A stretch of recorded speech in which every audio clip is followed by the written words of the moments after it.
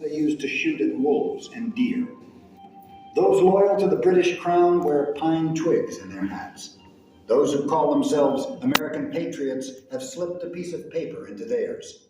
It is the only way to tell one side from the other. Until a few months ago, these men were neighbors. These two rough and ill-equipped militias have no idea they are about to change the course of a war fought far to the north by far more imposing armies. Here, in the backwoods of the Carolinas, on an isolated hilltop known as Kings Mountain, they will turn the tide of the war and end one of the bloodiest years of the American Revolution.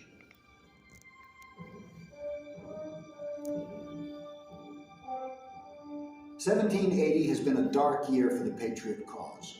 It is the year of Benedict Arnold's treason, a year of starvation for General George Washington's ragged little army at Morristown, New Jersey, and it is a year of unrelenting defeat for Patriot forces. The British commander in North America, Sir Henry Clinton, attempts to ease the demands on his troops. He will shift the war to the American South, where sizable support from civilian loyalists is expected. British regiments sweep through South Carolina. They establish a chain of posts from Georgetown to Augusta on the Savannah River to Fort 96 on the western frontier. In the forefront of the British advance is Lieutenant Colonel Banastre Tarleton. He commands the British Legion, a mixed force of cavalry and light infantry renowned for its ruthlessness. It is Tarleton who is ordered to head off a small contingent of Americans riding from Virginia. Colonel Abraham Buford, an experienced militia officer, realizes he has come too late to aid American troops in Charleston. He turns his 350 Virginia patriots towards the north, with Tarleton and 250 cavalrymen in close pursuit. They catch up with Buford near the North Carolina border at a small settlement called the Waxhaws. The Americans have no chance. As the battle develops, Buford realizes that surrender is his only option. He raises a white flag. Tarleton's dragoons mix with the Americans, cutting and slashing with their sabers. All calls for quarter are ignored. 113 Virginians are killed, and another 150 so badly wounded that they are left for dead on the field. Tarleton's loss is but 5 killed and 12 wounded. From this day on, this would be known as Tarleton's Quarter. News of the victory reaches Clinton in Charleston. Now confident that loyalists throughout the Carolinas will rally to their king, he sends his assurances to Lord Germain. With great pleasure I further report to your lordship that the inhabitants from every quarter repair to declare their allegiance to the king. I may venture to assert that there are few men in South Carolina who are not either our prisoners or in arms with us. Though there are pockets of patriot resistance in South Carolina, many settlers are Tory sympathizers, loyal to the crown. The remaining population is comprised of insular clans of rough Scots-Irish frontiersmen. They are expected to sit out any conflict between Britain and her former colonies. Here in the South, there are a lot of things to attract the British. Not only the food and horses, but also great manpower, and they believe the majority of the Southerners are loyal to the king and the royal government. A new commander will now take control of the Southern theater. Clinton turns over command to General Charles Cornwallis, a man he has little admiration for. Clinton orders Cornwallis to augment his forces with Carolinians still loyal to the king and suppress this rebellion once and for all. Before he departs, Clinton creates the position of Inspector of Militia in the southern provinces. His choice for this independent command, a 35-year-old major of the 71st Highland Regiment named Patrick Ferguson. Ferguson is ordered to raise a force of 4,000 loyalist militia and to put 1,000 of them into the field ready for action. Ferguson is a hero to his men, who affectionately call him the Bulldog, but is considered a wild man by his superiors. Few officers in the British service are as well known as this Scottish major. Ferguson began his military career in 1759 with a commission in the Royal North British Dragoons. After contracting a deadly fever fighting in the West Indies, Ferguson devotes his convalescence to the study of firearms. The British were using smooth-bore brown bess muskets. They were extremely inaccurate. Ferguson, a noted hunter and marksman, widely regarded as the best shot in the British Army, designs a breech-loading rifle. It can be fired quickly and more accurately, and unlike any other weapon of its day, from a prone position. Ferguson is soon on his way to America in command of 100 hand-picked soldiers. He trains them to fire from hidden positions, wear camouflage, and fight in an unheard-of guerrilla style. In the fall of 1777, near present-day Chester, Pennsylvania, in what will be called the Battle of Brandywine, Ferguson finally gets his chance to prove the worth of his riflemen and their unconventional methods. He had his men prone on the ground, dressed in somewhat camouflaged clothing, and he proved to all of the other officers that his style of fighting was the best. He had the lowest death and wounded ratio of any unit on the field.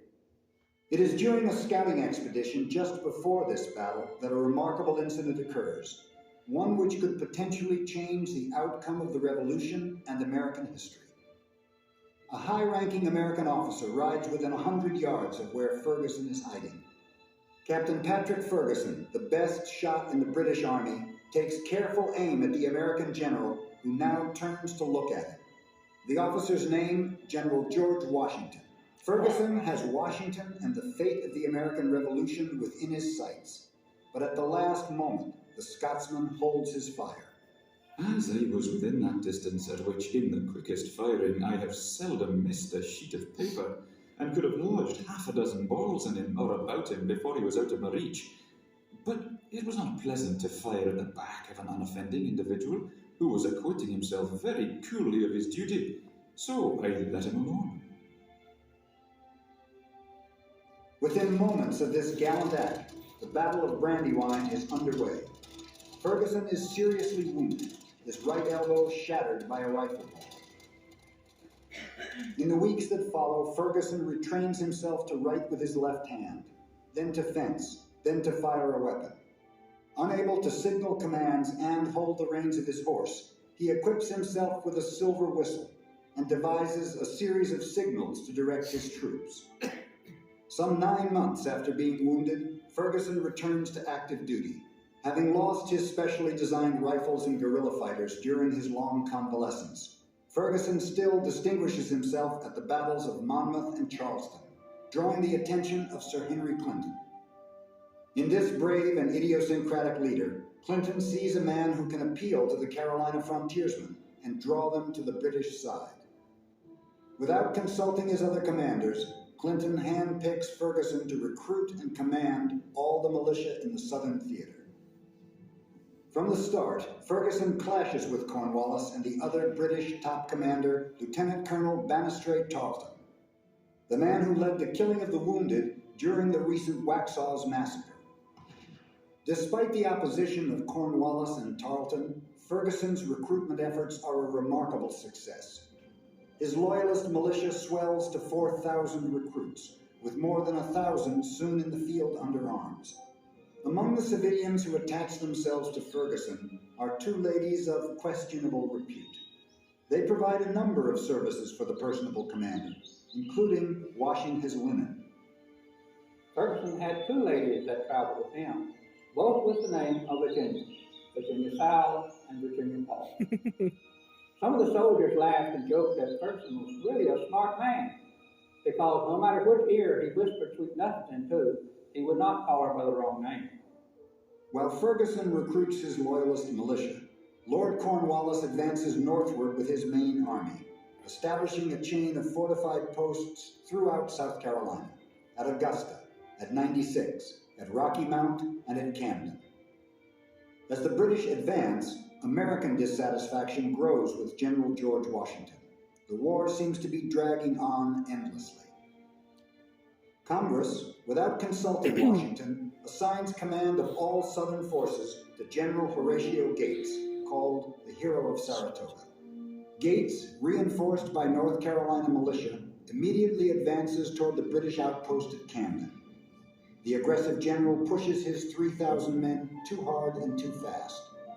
Starving, they begin eating green corn along the march, and many succumb to dysentery. At Camden, Cornwallis awaits the enfeebled army with 1,900 battle-tested veterans. On August 16, 1780, Gates confronts Cornwallis. The battle is over quickly.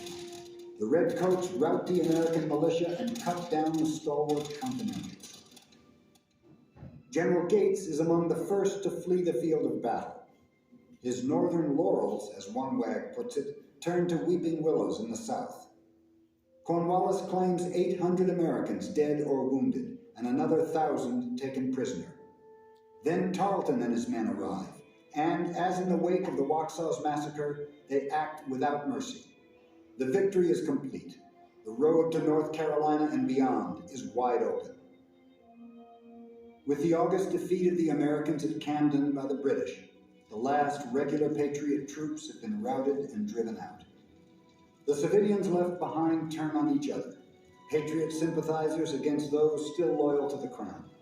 Guerrilla fighting now rages everywhere. Lootings, burnings, and murders are the order of the day. During a single year, more battles and skirmishes will occur here than in the rest of the colonies combined. These people know each other. They hate each other. These are old family feuds. Well, revenge runs deep, my friend. These aren't regular troops. These are backwoodsmen. With the British military on hand to back the Loyalists, the odds are stacked against the South Carolina Patriots. But then, help comes from an unexpected source. Up to this point, the Scotch Irish had taken no part in the Revolution. But with Buford's massacre, the war had been brought into their backyards. They decided that they must do something about it. The Scotch Irish in the South are the descendants of the defenders of Londonderry and Enniscorthy. They have fighting in their blood. They are born warriors. Even without support from the regular American military, these civilian patriots and Scots-Irish guerrillas are a powerful combination. The rebels quickly become a thorn in the side of the British. Cornwallis likens being in their midst to sitting naked on a hornet's nest. The rebels burn British equipment, destroy supplies. Under cover of darkness, they creep in and garrot the sentries. Though the South is proving difficult to hold, Cornwallis is nonetheless determined to extend the war into North Carolina. He announces a three-pronged thrust northward. The plan will serve a dual purpose, cutting supplies to both the American army in the north and rebels in the south. With the British mobilized, the Patriots send urgent messages asking for reinforcements to block their northward march. On August 18th, at Musgrove's Mill on the Enoree River, the call is answered. Patriot militia pour in from the Carolinas. They converge on Ferguson's men, catching them by surprise. The Loyalist militia endures punishing casualties, 63 dead and 90 wounded. Only 4 Patriots are killed and another 8 wounded. Enraged by the attack, Ferguson composes a warning. He tells the rebels to stay out of the war in the Carolinas or else. He told the population that he would soon go over the mountain to arrest all the Whig leaders, hang them, destroy them, and lay waste the countryside with fire and sword. This was exactly the threat that was needed to motivate the over-the-mountain men. The message is received by Colonel Isaac Shelby, one of the rebel leaders. Married to a Scots-Irish woman, Shelby has close ties to the leaders of the clannish over-mountain men. Since the bloody massacre at Waxhaws, they have considered the British a mutual enemy. Shelby saddles his horse and rides some 40 miles to consult with one of his Scots-Irish allies, the leader of the Nolichucky and Watauga River settlements, John Sevier.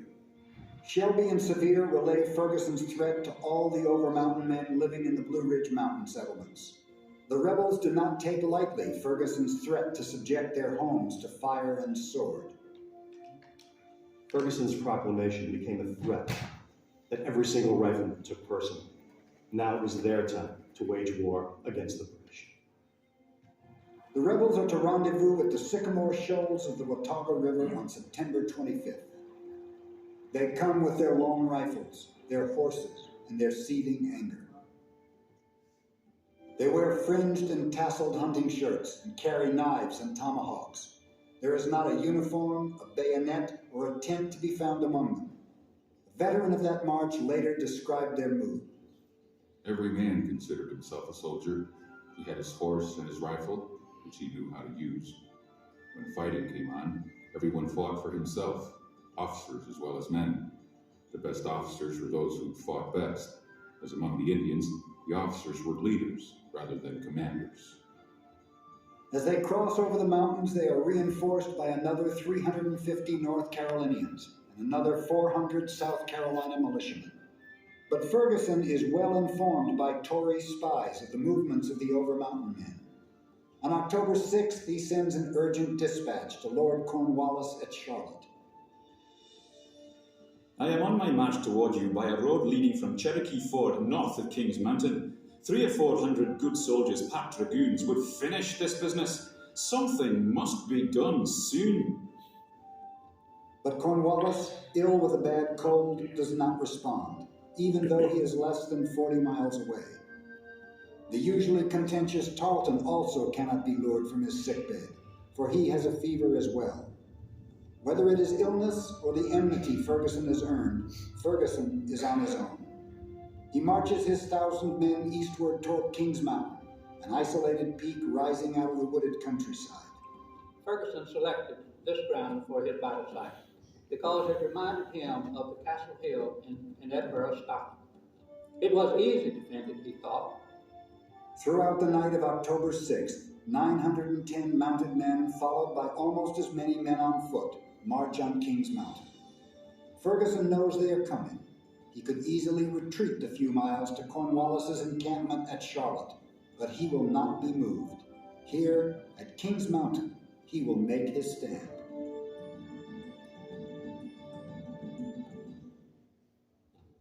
On October 7th, the rebels reach the woods at the base of Kings Mountain.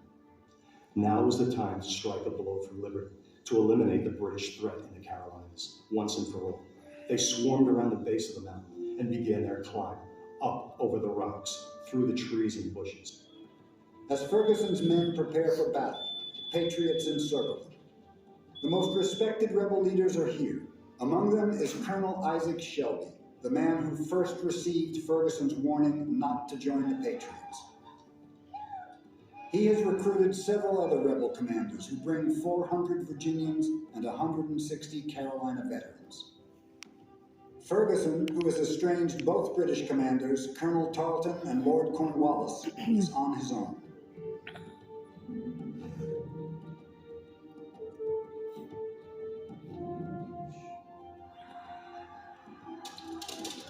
Colonel Shelby's instructions to his men are brief.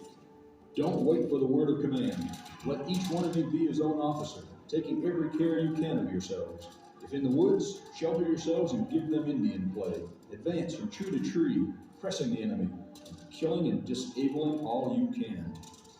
The resolute Americans push forward up the hill from all sides.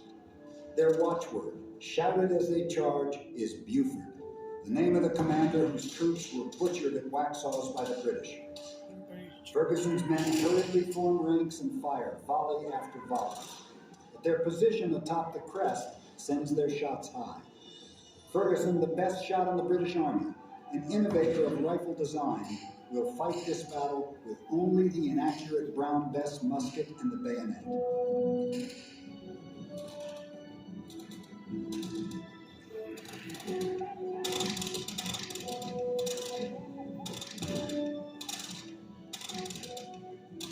Ferguson was trying to use the bayonet. He did successfully drive the Americans down at least one time, but he had to retreat back onto the hilltop in order to hold his forces in some kind of formation. Ferguson's men charged down the hill, only to have the Americans disappear before them, falling back to reload and attack again.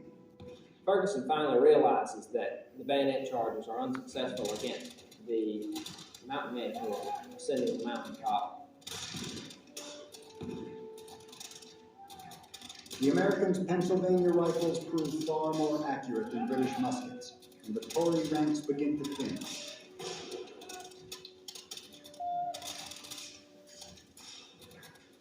Ferguson rides along the lines, roaring encouragement.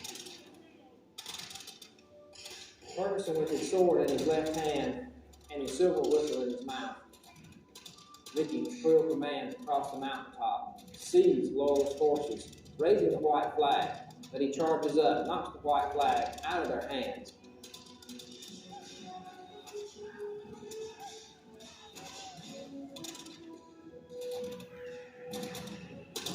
As the Americans surge toward the crest, they are met by the sight of Virginia Paul, Ferguson's mistress, riding toward them. Her compatriot, Virginia Sal, has been killed atop the mountain. The troops allow her to pass, and there are those who say she stops long enough to inform the Americans of what Ferguson is wearing, a checkered shirt. The Americans push forward, and Ferguson's desperate men soon find their lines pressed back to back. His men start to retreat, gather in a small circle there on the top of the mountain ridge. As the Patriot forces ascend, they have this group of encircled men caught in a crossfire. Ferguson can do nothing to stop the increasing panic among his thinning ranks. He battles on, refusing to consider surrender. With his silver whistle and checkered shirt, he makes a fine target for American marksmen. At least 9 men successfully got off shots at Ferguson. It is said that 7 hit.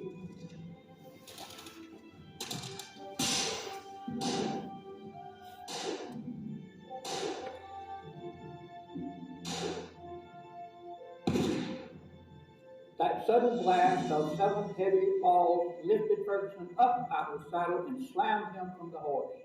And as he went down, his foot hung in the stirrup.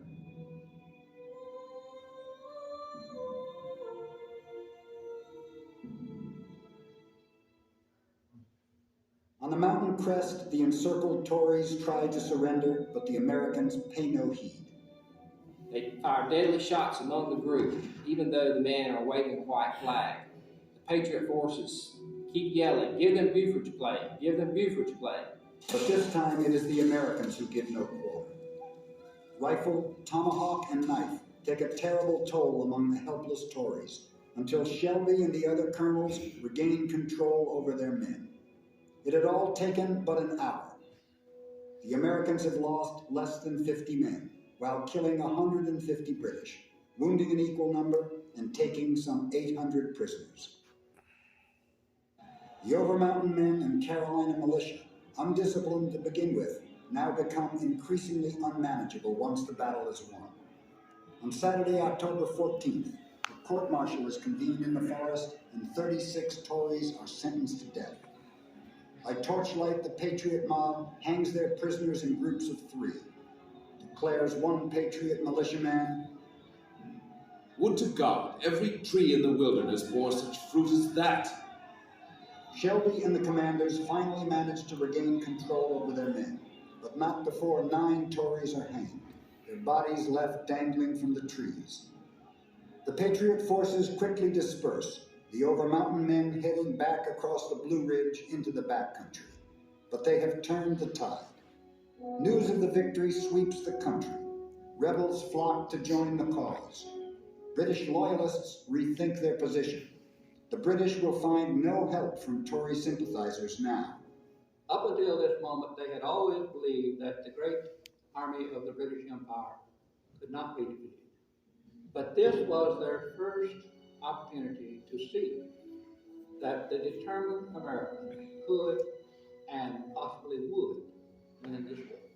Thomas Jefferson is among those who recognizes the importance of the battle fought on Kings Mountain. That memorable victory was the joyful annunciation of that turn in the tide of success which terminated the Revolutionary War with the seal of independence. The British push northward is cut off. Supplies will continue to flow to Americans in the north and south. A prime opportunity has been lost. Battle of Kings Mountain suddenly changes the strategy of Cornwallis. With his left flank totally destroyed or captured, he's forced to retreat to Winsboro, South Carolina for the winter, where he would try to gather his forces and assume his invasion of the North. This in turn gave the Patriot forces time to regroup from their major defeats at Charleston and Camden. Cornwallis is shaken. All his grand plans are in disarray. American militiamen flock to the American banner.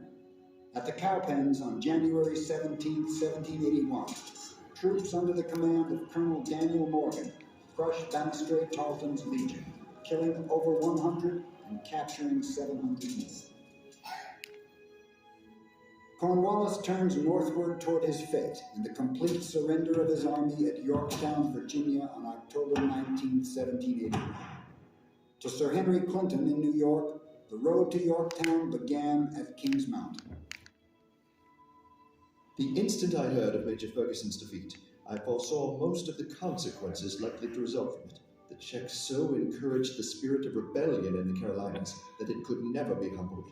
It was the first link in a chain of evils that followed each other in regular succession until at last ended in the total loss of America. After the battle, settlers avoid Kings Mountain. It has become overrun with wolves who feed on the shallowly buried bodies of Ferguson's men. Eventually, a monument will be built on the mountaintop for the warriors who fought there. But a more fitting epitaph, one that could be applied to loyalist and patriot alike, was written by Major Patrick Ferguson at the beginning of the war. The length of our lives is not at our command, however much the manner of them may be. If our Creator enable us to act the part of honour, and to conduct ourselves with spirit, probity, and humanity, the change to another world, whether now or 50 years hence, will not be for the worse.